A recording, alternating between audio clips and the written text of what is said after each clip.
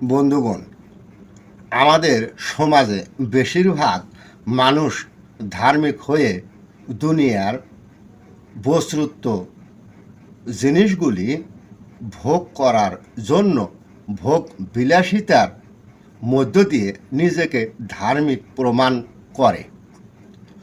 ধর্ম কি ভোগ করার জন্য? আমার জ্ঞানে ধর্ম ভোগ করার জন্য নয়, তেমনি নিজে কোনো জিনিস ভোগ করার নাম ধর্ম নয়। ধর্ম হলো যেই জিনিসগুলো আপনার নিজের অধিকার রয়েছে, সেই জিনিসগুলি অপরকে ভোগ করতে দিতে হবে। আল কোরআনের বিধান তাই বলে। স্বামী স্ত্রী, গুরু শিষ্য, কিশোর কিশোরী, ভাই বোন, মা বাবা, ইহাই ধর্ম। কিন্তু বিধর্মীরা কখনো সহজ কথা বলে না।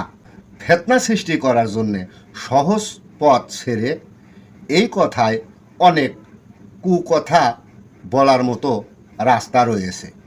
বিধর্মীরা এবং অজ্ঞানীরা সেই কথাগুলাই খুঁজে বেড়াবে ধর্মটাকে নষ্ট করার জন্য। সবাইকে ধন্যবাদ।